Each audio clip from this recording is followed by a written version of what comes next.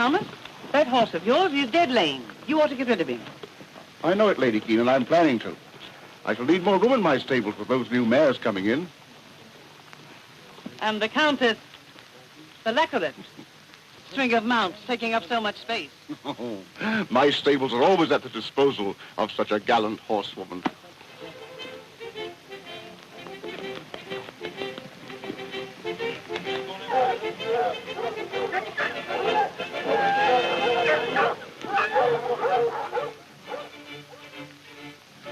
Look at her now. By Jove, she's wonderful. Toffee, rather. Oh, you're a lot of fools.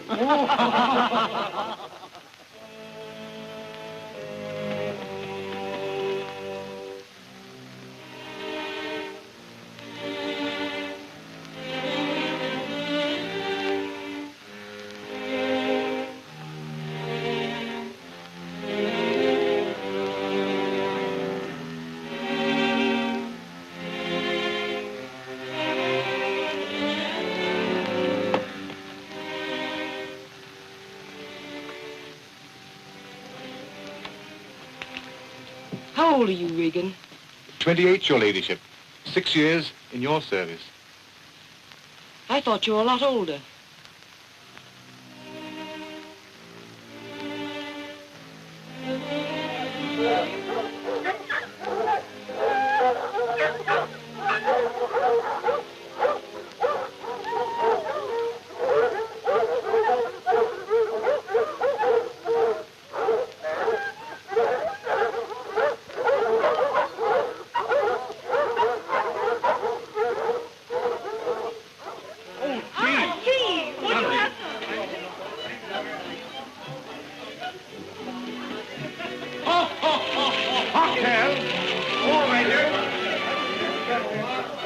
Would you like to have a cocktail? Yes.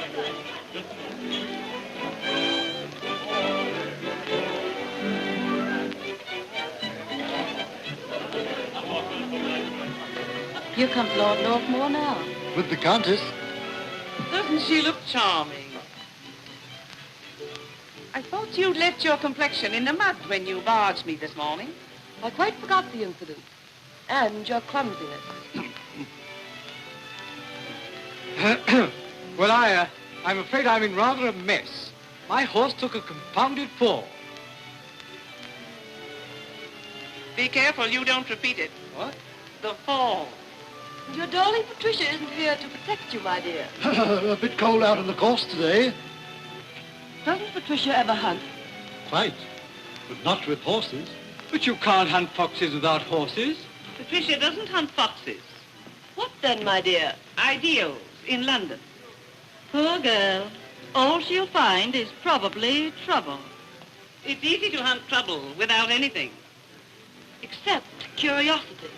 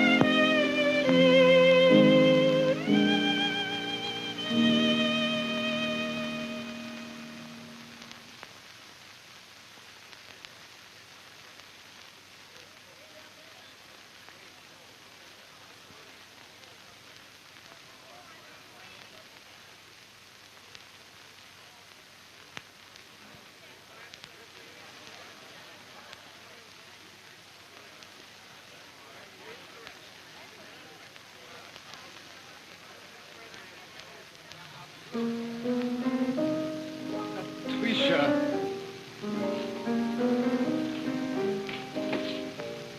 When you play like that. With you for my inspiration, I will always play like that.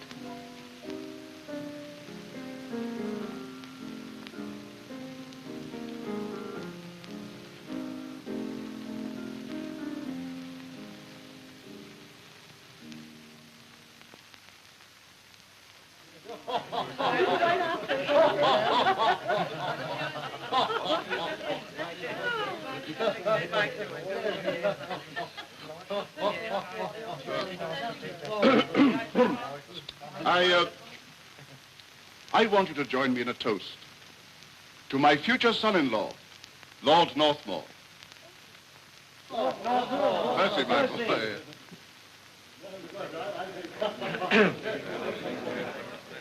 Thank you. Thank you very much.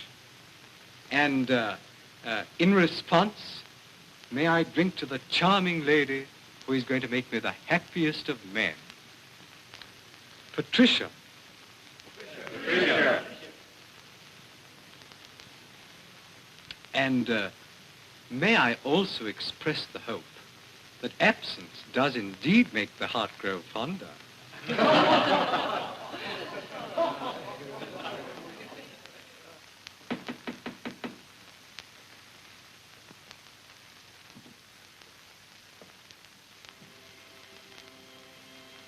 Is Sir Thomas Hanley at home? Why, yes, sir. He's at dinner. Who is here, Briggs? The usual guest, Miss Patricia. Shall I tell Sir Thomas that you're home? No, never mind. I'll be out almost in a minute now, miss. Thank you, Briggs. But, Patricia, I must see your father alone. Now, do let me handle everything. Oh, really, my dear? You know, it is my place. Please, Paul. You don't know Father. No, that is just it.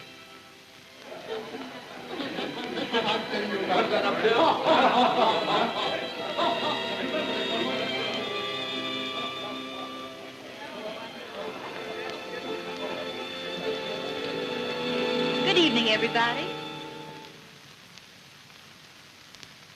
Hello, Patricia, my dear. I'm so glad to see you. Thanks, Percy. This is Lord Northmore. My husband, Mr. Girardi. I say, what was that you said? Girardi. My husband. Your husband? Oh, yes. Yes, of course, yes, your husband, yes. Patricia, what was that you said just now? I was introducing my husband, Mr. Girardi, to Lord Northmore.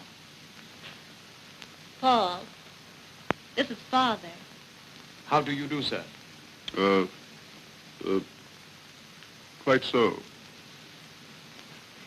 Percy, do be a good fellow, won't you? And introduce Paul to everybody. I haven't seen Father today, and I'm quite sure he wants to talk to me. I do, rather. You'll pardon us, won't you, Paul? Certainly, ma chérie. And don't talk about music, just horses.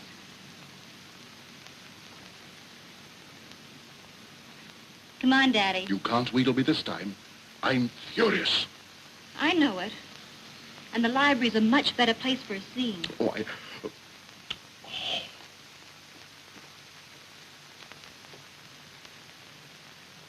When you were a child, it was stray cats you brought home. But I'm older now, Father.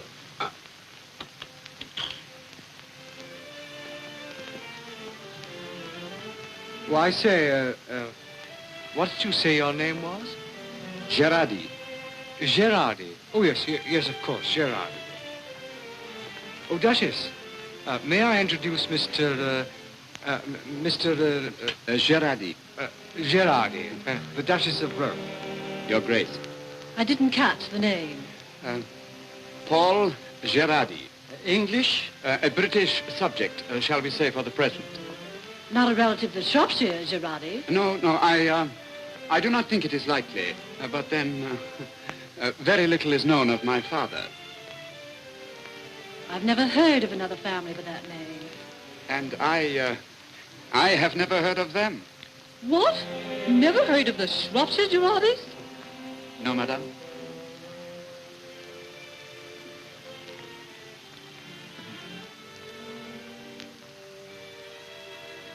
Well, we had a jolly fine run today. Do you hunt? Well, after a fashion. What pack? Well, I have been one of them so long. It It doesn't really matter. I say, how delightfully democratic. Where do you hunt? In London, but something more elusive than the fox. I've hunted all my life. Like to know what that can be. A living. A trade? Oh, no, no. No, I play the violin. Oh, how awful. I had always hoped that I was not. I'm sure you won't. Thank you. Oh, but I am awful on the horse. Oh, yes, yes. I think it is so brave of you all, this horse riding. Yes, I only did it once, and I soon come off.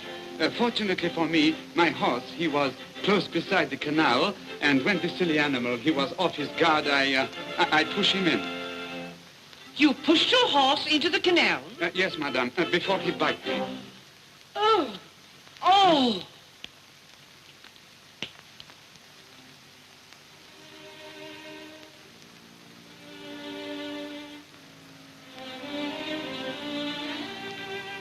Thank you.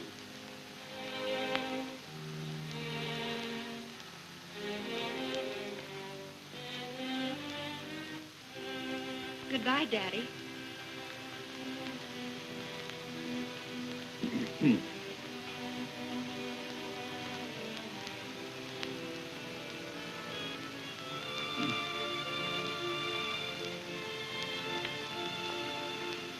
I'm sorry you won't give us your blessing. I'd sort of hoped that...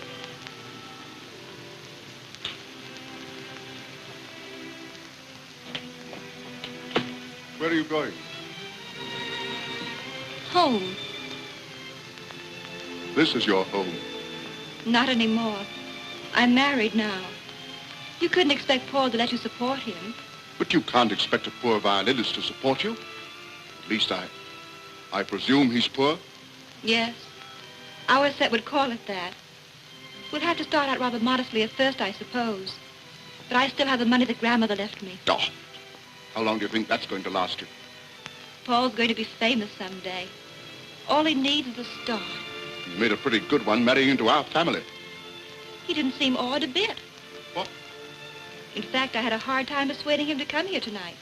Do you mean to say the beggar didn't want to meet me? Oh, he didn't want you to misconstrue his motives in marrying me. I love him.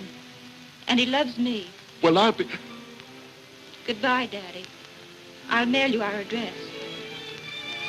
Patricia, remember, if you do this thing, you not only cut yourself off from me, but from all decent society.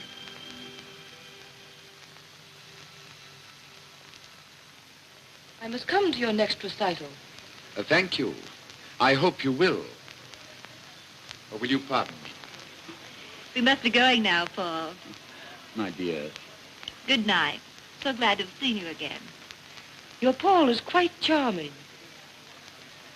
I think so. Good night. I hope I see you again. Very soon. Both of you. Thank you. Good night.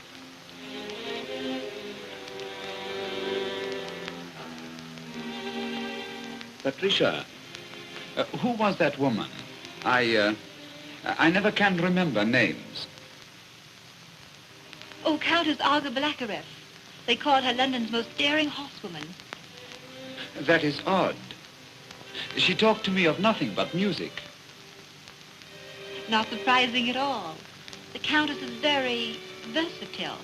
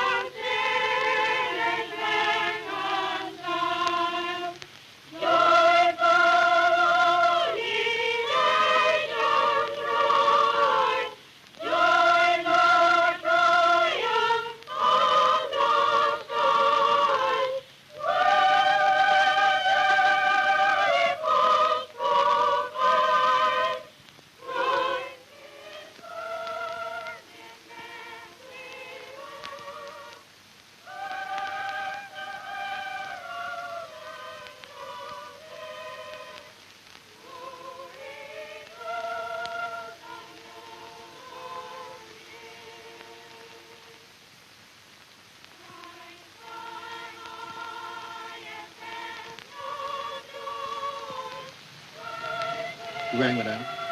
Hold this to those singers, Higgins, and wish them a Merry Christmas. Very good, madame.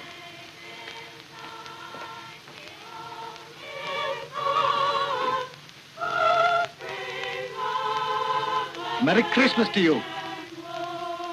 Thank you. Thank you, sir.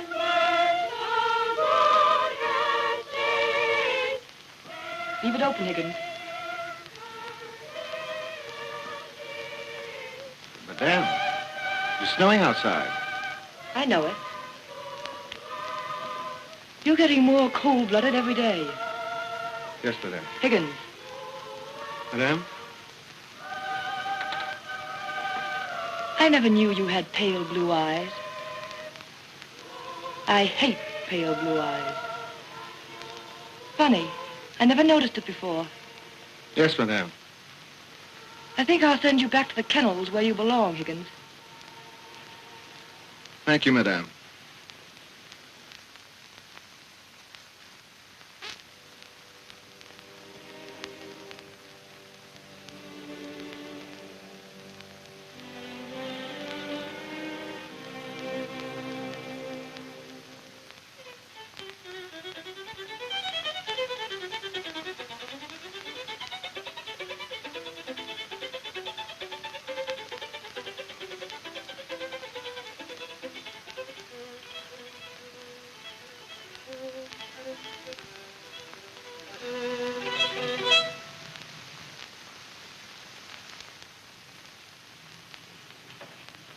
Merry Christmas.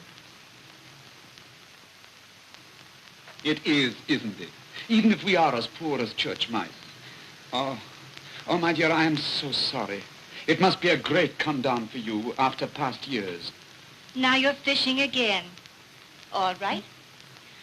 I'm the unhappiest woman in London. Oh, but I know you are not.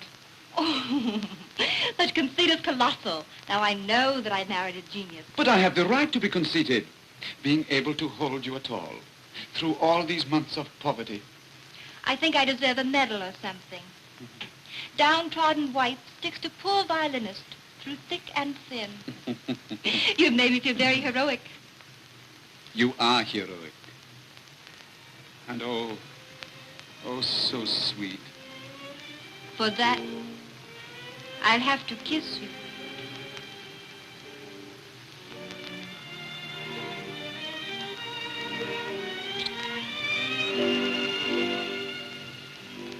Now you know how happy I really am. A clever woman should never give herself away like that. Oh, it's cold in here. I know my fingers, they are getting stiff. Sit down here and I'll rub them for you. What should I do without you? Probably practice until you became unconscious. Well, I must be at my very best today. You know, it is perhaps my chance for recognition. Jacobson said all I needed now was someone to sponsor me. I know it, dear. Is Jacobson a good agent? Oh, I am lucky to have him. You know, he arranges all the concert and musical for the best people in London. Why, you don't know who may be there today. Where is it? Somewhere in the West End. I don't know the name. Jacobson only gave me the address. But you can be quite sure it will be someone of great importance. Oh, you must be getting along. It's almost 3 o'clock. 3 o'clock. Oh, yes. Yes, I must not keep Serge waiting. No, he will be very nervous and then he will not be able to play his notes.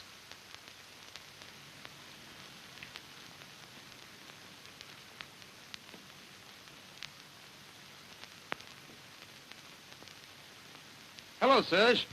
Where have you been? You look like a snowman. Who wouldn't waiting out here on the pavement? Well, Jacobson told me 3 o'clock. It must be long after that.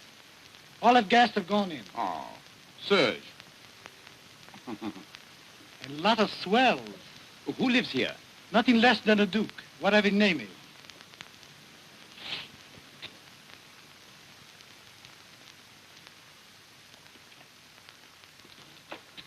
Mr. Girardi is here.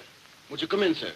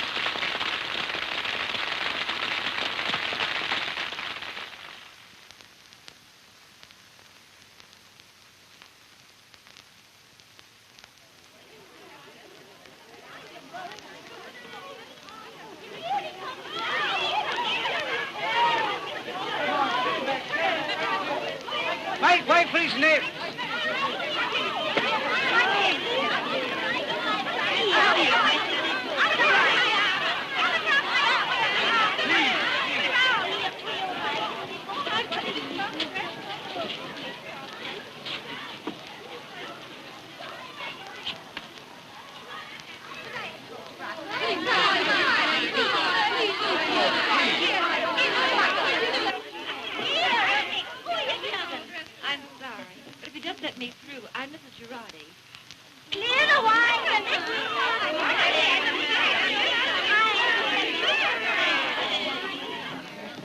Oh, I'm so sorry, my dear. So am I, for those poor women. I couldn't help it, you know. I know it. Any casualties tonight? A button. That will have to be fixed before you go on. Oh, those confounded souvenir hunters. I hope the silly girl, she swallows the button.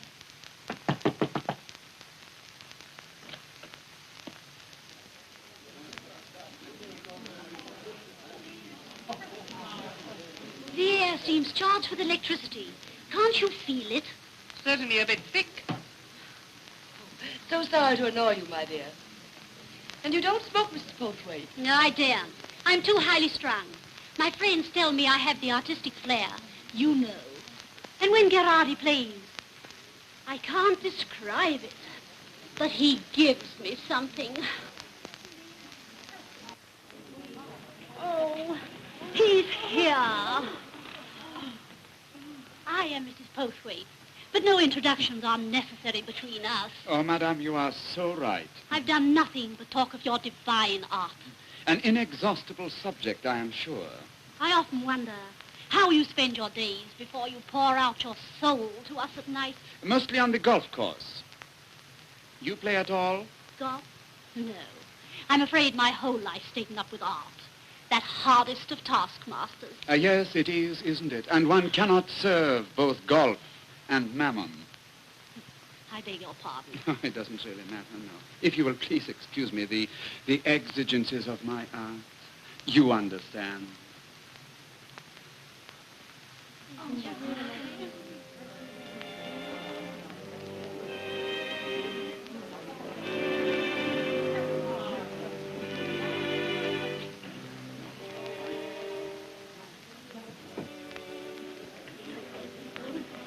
You're looking so well, my dear. Perfectly charming. Quite like Patricia Hanley again. It's Mrs. Girardi now, though, isn't it? Yes. We really are married, you know. I could sit and listen to him play for hours. It must be so interesting being married to a genius. It is. They make such model husbands. So rarely home, you know. Still, I suppose he does belong to the public. Paul always says that. One must be generous.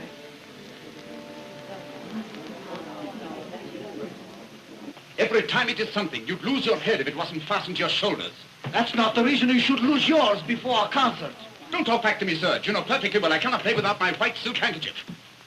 Please be more quiet. They'll hear you out there. Oh, haven't they gone yet?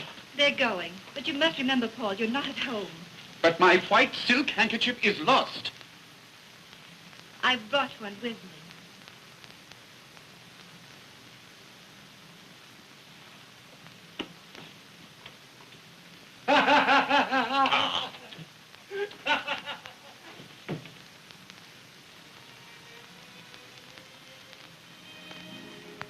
What should I do without you?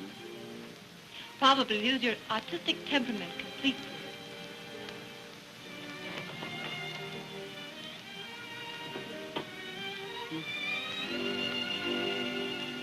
What is that for? Your coat. Oh, yes.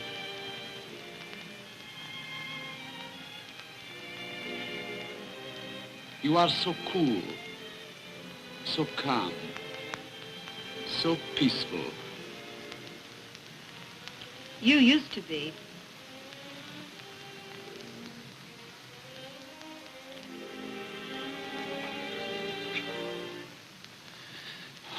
I'm very nervous tonight. All those silly women. Now, who was that last one? Mrs.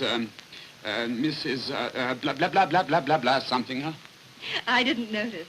Probably just one of your gallery girls. Ah, gallery girls.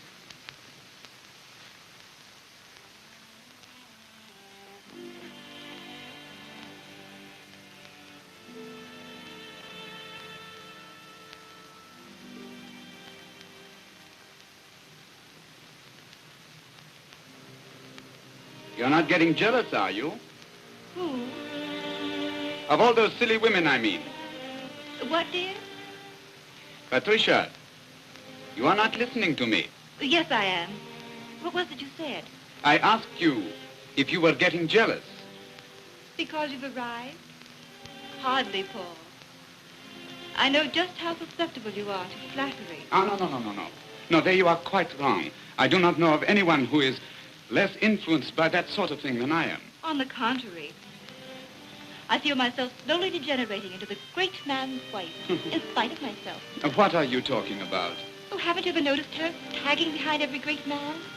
To her husband, she's sort of watchdog.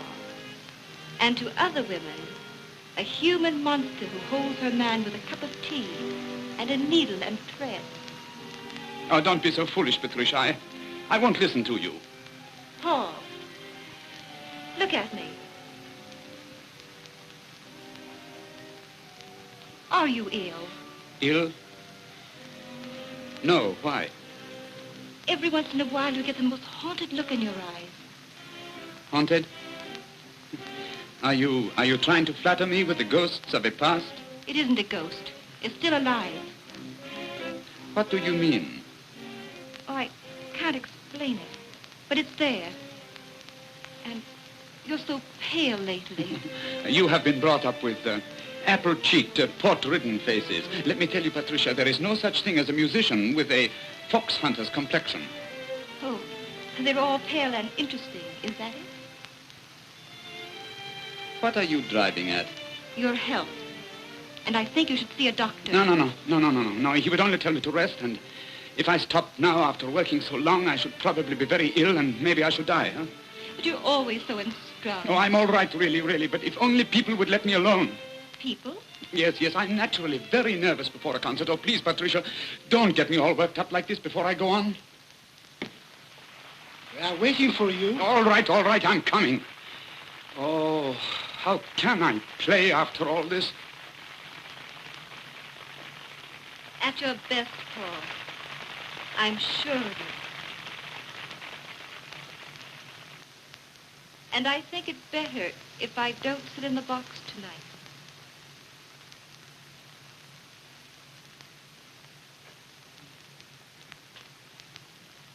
You think up everything, don't you? It has made me very nervous lately to see you sit there. Yes. Shall I wait for you? No. No. You are very tired, and I shall be a little late tonight. Jacobson again. Yes. He has some new contract to discuss. You might as well have an owl for your agent. He is very wide awake, isn't he? He'll be tired of plotting for you in a minute. Good night, my dear.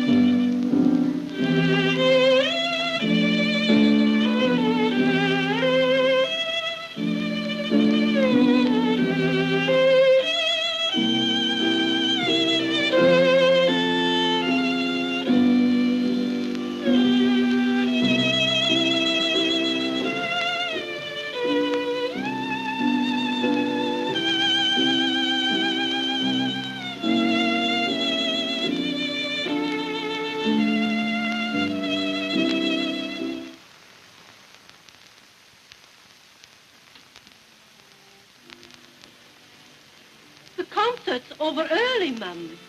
I didn't go to the concert.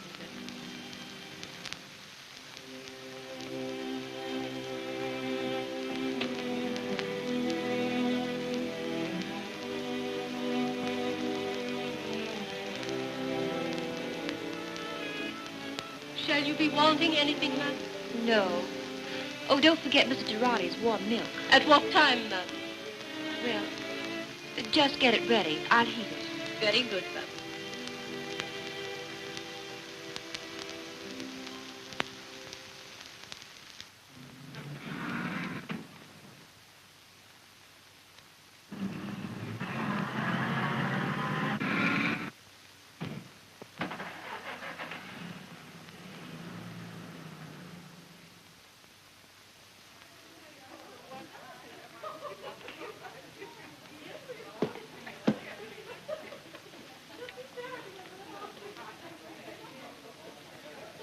There is a great crowd here again tonight.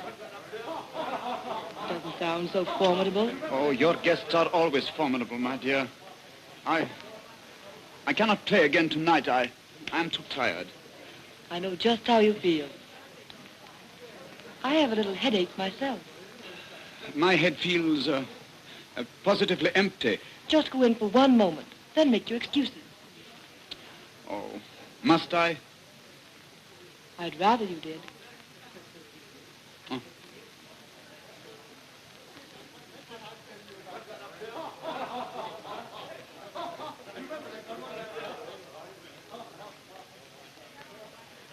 Oh, Martin. Yes, my lady. A bottle of champagne and 2 glasses in my boudoir. Very good, my lady. And Martin, bring Mr. Girardi's violin. Very good, my lady.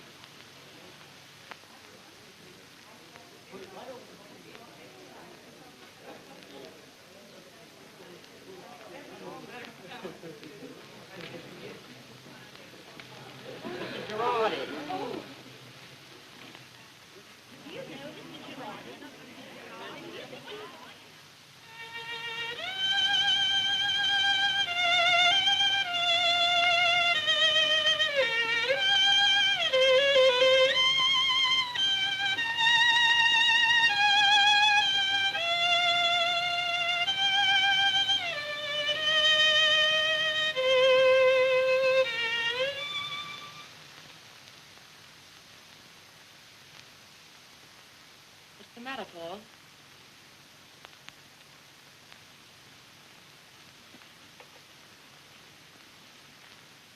I don't know. I have that strange dizziness again. Maybe it's the wine. Yes, that must be it. Or my nerves. No, it cannot be the wine. I didn't drink enough. Come here and let me rub your head. No. I must make myself remember that phrase. I have begun to forget lately. What would I do if I could not play anymore? How absurdly you talk. It is so peculiarly difficult to remember those notes.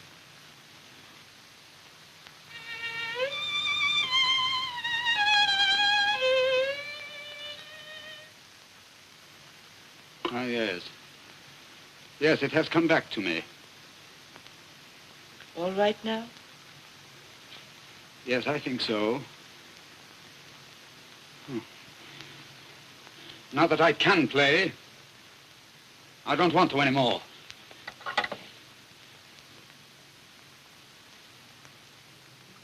Paul, look at me.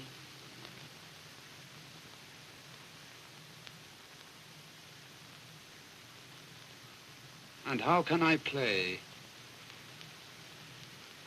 when you are looking at me like that? That's rather a dubious compliment, isn't it? You know what I mean?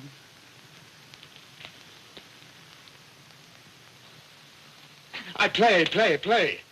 Everyone thinks I'm a machine for their amusement. You are tired, aren't you? Yes, I think I'm going home. That would be a novelty. Good night, Paul. You know very well I can't go. Can't? Or don't want to?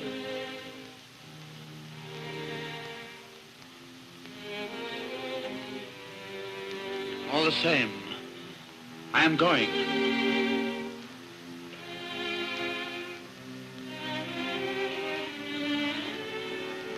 Good night, Paul.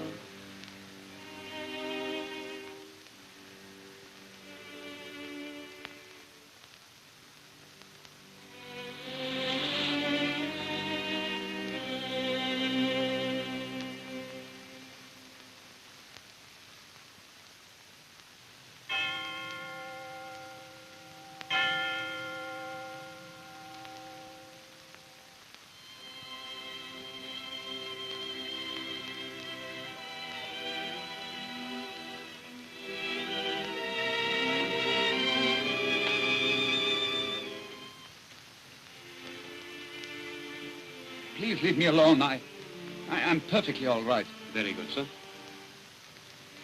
This way, please.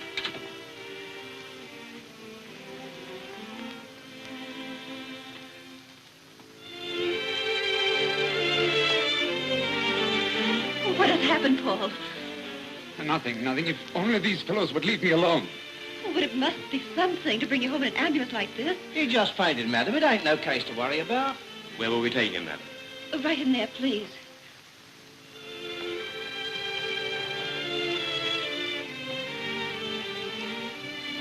Are you really all right, dear? Oh, yes. I can get undressed by myself, thank you. But what happened? Oh, nothing. Jacobson, he kept me very late. Discussing the contract. I was very tired, and I just fainted, that's all.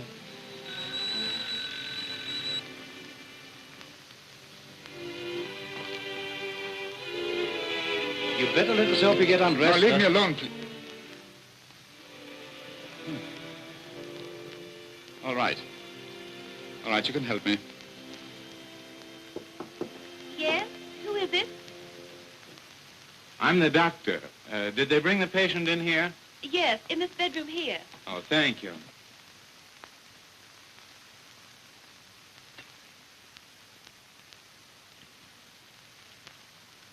Patricia. Why, Alan Pomeroy.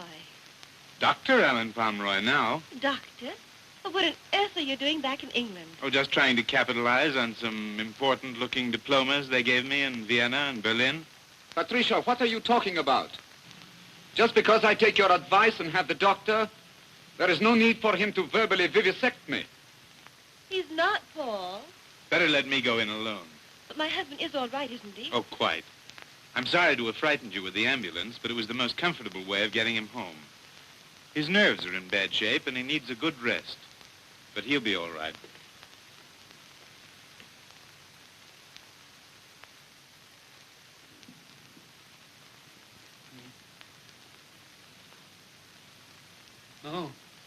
Oh, it is you. Well, Girardi, how are you feeling now? I'm all right, thank you. Well, remember what I told you. What you need is rest and quiet. I'll drop in and see you tomorrow. No, I should be quite all right in the morning. All I need now is a little sleep. Good night. Good night.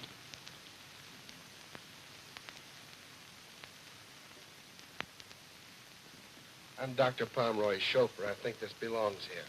Thank you.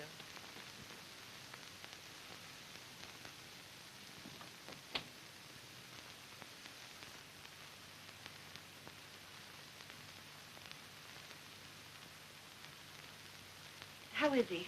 He'll be asleep soon. There's nothing serious the matter, if he obeys orders. Think of running into you again. Didn't you ever expect me to get married? Oh, yes. Every time I suggested it. Well, you see, I finally followed your suggestion. Rather too literally for the unselfish applause of any bitter rival. When did you give up globe-trotting? When I took up medicine as a pursuit, instead of you. You probably made a very wise choice. And I sincerely hope you have, from the bottom of my heart. Thank you, Alan.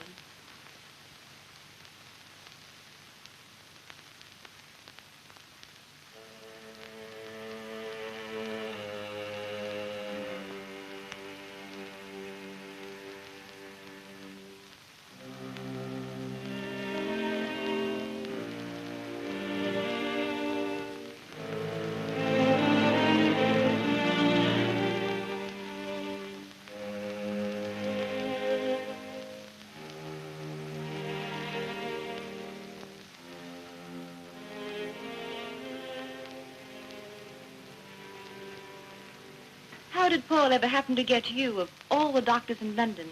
Well, they called me. I live quite close. I see. The Countess Belekareff is a very close friend of ours. Oh, well, she was very wise not to worry you by phoning. Yes. The Countess has always been so thoughtful. What is wrong with my husband? Oh, just too much popularity. Oh, I'm glad it's something serious. It won't be if he does what I tell him. He's on the verge of a nervous breakdown. We just caught it in time. You're sure? If he obeys orders. There must be no late hours, a sane diet, and no excitement of any kind. But of course, you know his profession. Yes, and I'm afraid he'll have to give it up for the present if he expects to continue it in the future. In fact, he must give up all his present habits. Here's a rough diet for a starter. And I advise you to take him for a complete rest away from London. But you don't know my husband. Are you quite sure that you do? Very few know a genius. Except his valet. Or his wife. I think I'd better call again to see how he's getting on. May I? Of course you may. Anytime, Alan.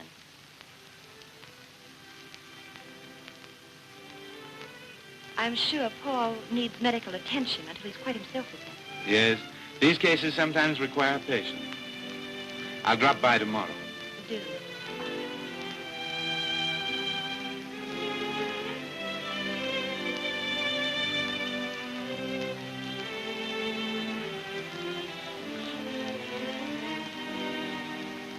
Patricia, my milk is cold.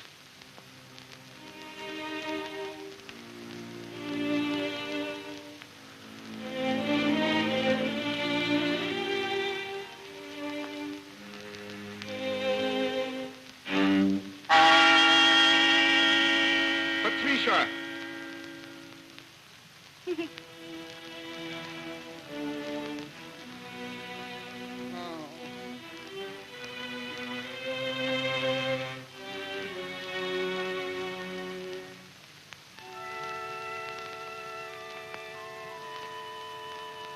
Patricia, my milk is cold and my room is too hot. All right, Paul. I'm coming.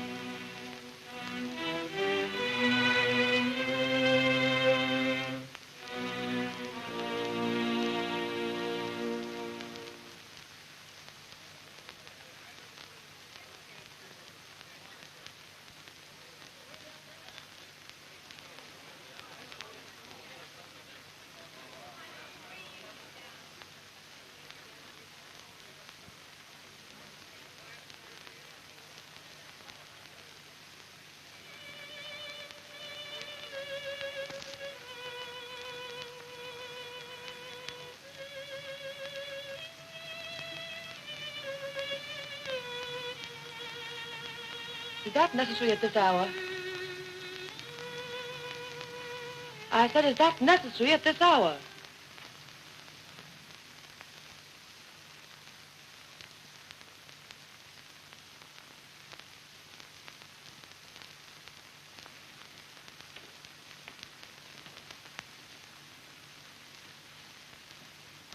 Well, I must do something.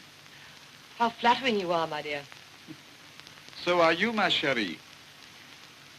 I have to begin again sometime, you know, or they'll forget me.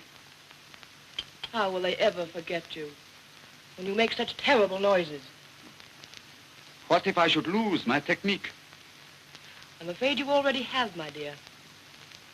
I only need a little practice, you know.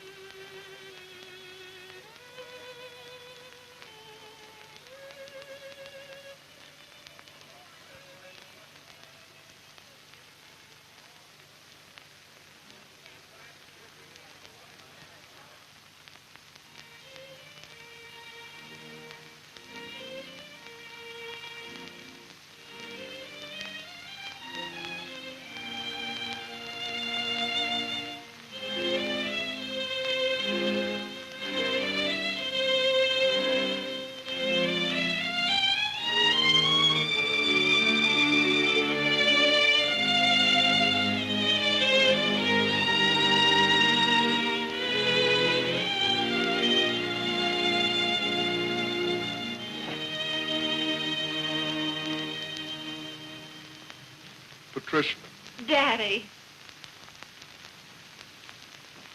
how's my little pet? Little? You flatter me. I'm merely 3 pounds heavier. Glad to see me? If you're not here to say I told you so. On the contrary, I'm here to tell you that I'm proud of you. Because Paul and I are separated? No, because you've taken your fences like a thoroughbred. That's why I came to ask you to come home. But I can't do that. You don't mean to tell me that you're still in love with this... No.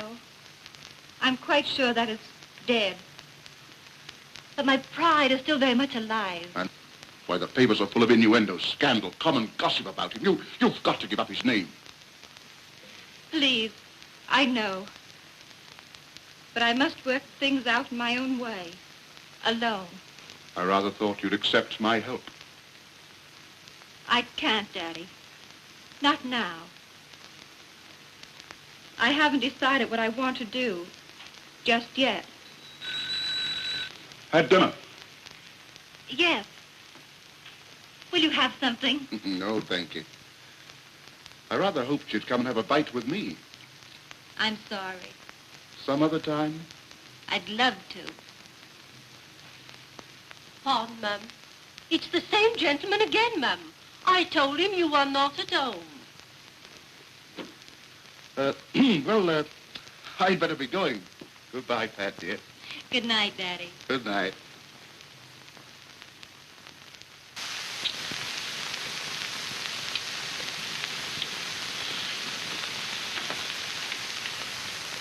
Alan! Sir Thomas, how are you?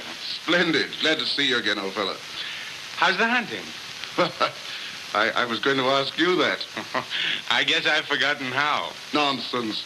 One never forgets those things. Have you seen Patricia lately? Patricia's in now. She sent me to tell you. Should I go straight in? She's expecting you. Goodbye, Sir Thomas. And thank you. Good night, old fellow.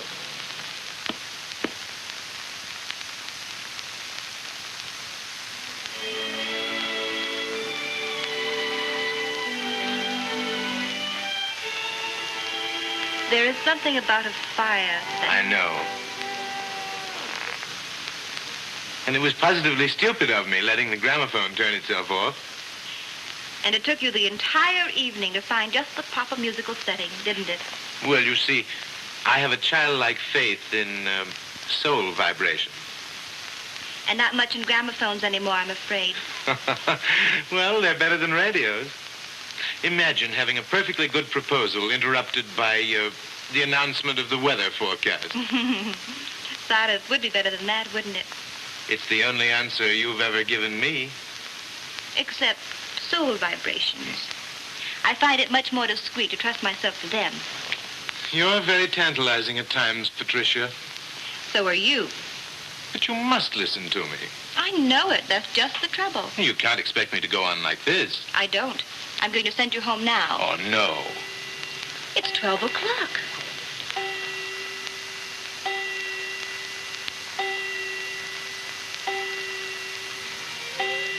What a reputation you'll have with the porter. And the first strange man to come here, too. Well, I should hope so. I think you'd better leave by the window. Oh, no, it would make me look much too experienced. And you really aren't at all. Maybe you're right. I've never tried burglary.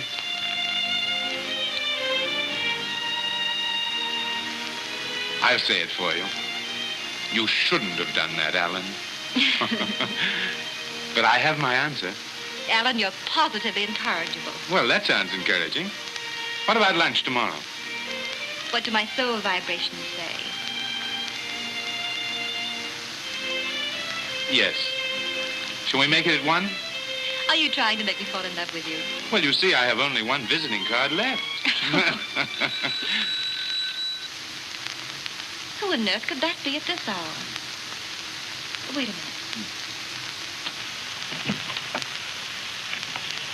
Telegram for Mr. Roddy. Thank you.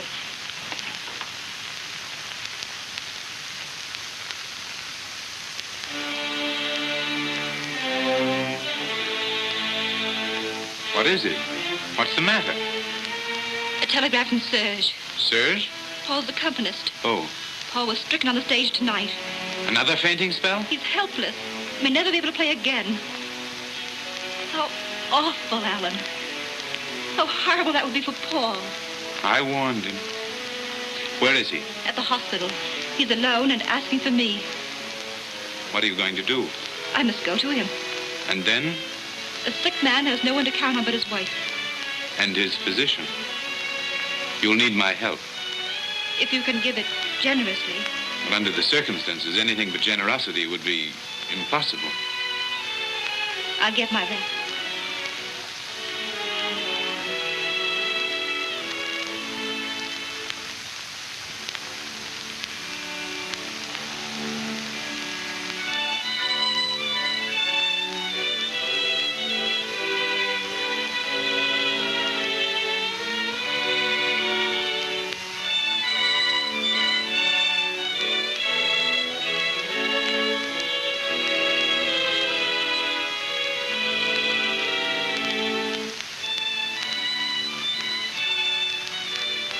Patricia!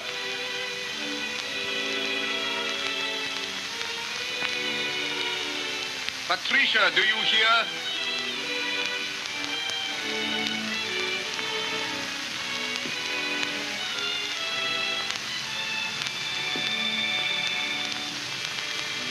I am thirsty.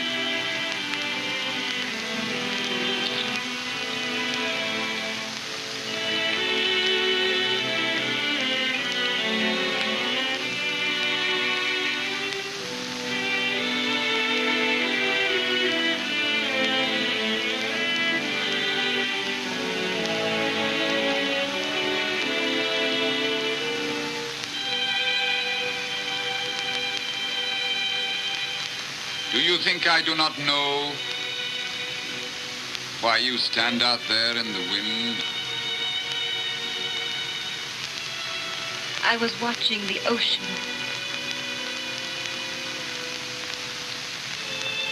It is very beautiful today.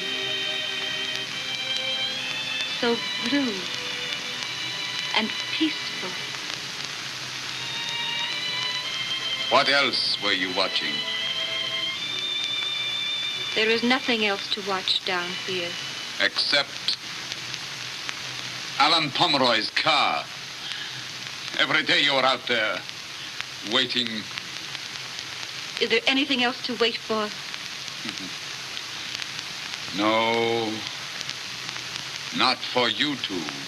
Please, Paul. Don't start that all over again. If you keep yourself worked up, you'll never get well. I won't anyway. But do not forget, my brain is not paralyzed. Your will seems to be. How can you improve if you don't try to help the doctor? And why should I help him?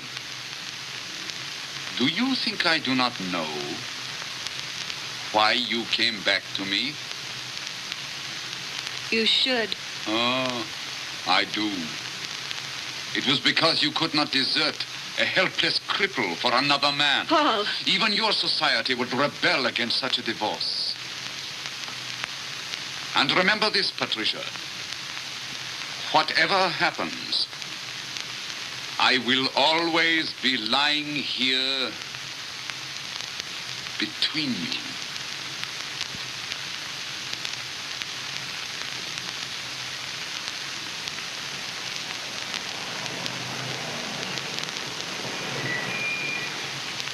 Well, here comes your gay Lothario. Go. Go quickly. Run to meet him.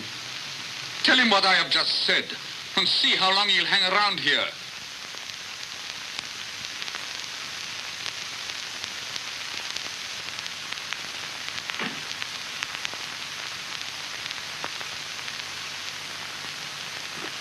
Hello, Pat. You're late today, Alan. Yes, I'm afraid I am, rather. You haven't given up hope, have you? Has he? Paul doesn't seem to want to get well. That's his greatest handicap. I can't quite understand it. I can. But he must get well, Alan. For his own sake, he must. Well, it's been nearly a month since the operation. And he can't move a finger. Is there nothing further one can do? There is no better surgeon than Dr. Krauss of Vienna. But how awful it would be for Paul if the operation proved a complete failure. I'm afraid it has.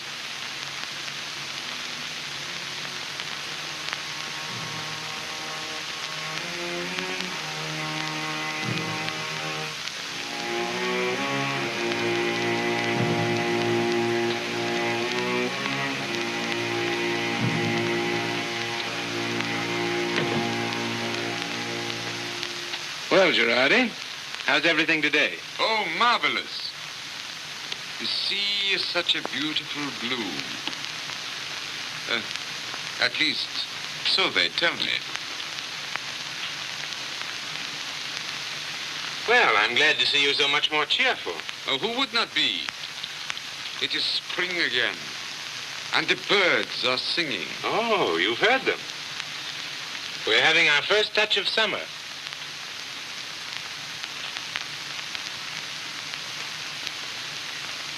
Pretty soon it will be the month of lovers. Lovers? Yes. For some people. Do you feel that? What?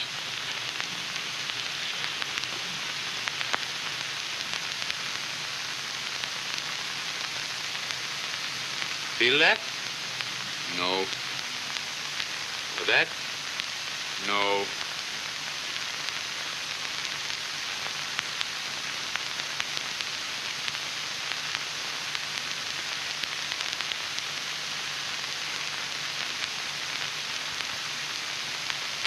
Try to move your fingers as you used to when you played the violin.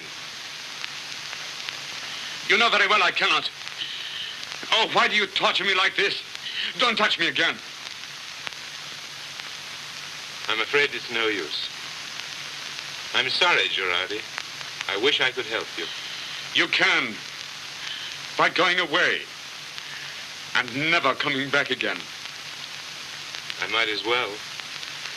I've done everything I can. And all you are going to. I'm disappointed. We trusted too much in Dr. Krauss's skill. Undoubtedly.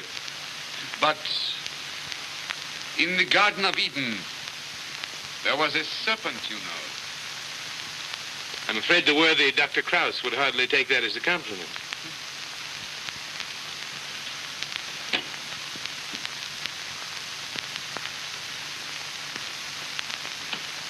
Goodbye.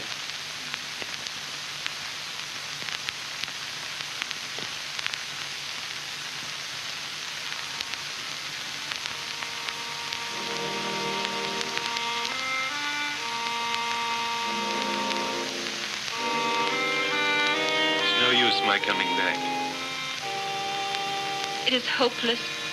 They're quite sure. For him and for us. Goodbye, Pat.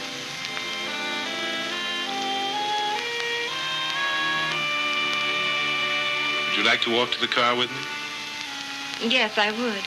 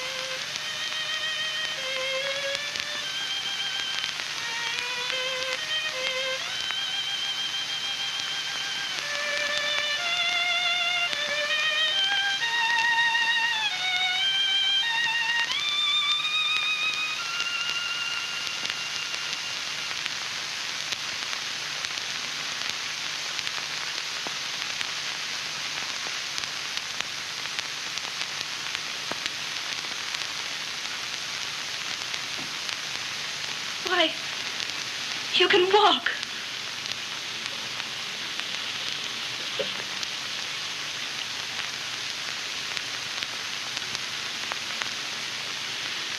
And play, too. I have known it for some time. And still you lay there like that. How long has it been since you've known? Ever since the doctor took off my bandages. I found out when he left, that afternoon. And you're all right again, Paul. You're all right. No. No, I have just discovered. I am all wrong. Oh, but how wonderful that the operation wasn't a failure after all. It was not. But I am. My heart, too, was paralyzed with fame. And I cannot expect you to live here anymore, among all my ghosts. You are free, Patricia. Perhaps we are both free, Paul. Yes. Yes, I suppose we are. I can always go back to my violin while you can go to him anytime you wish to now. It must have taken something more than mere selfishness to make you lie motionless between me and my happiness. Just cowardice. I wanted so to hold you, and I only succeeded in making myself very melodramatic. Imagine my trying to hold you with pity. When love was all that was necessary.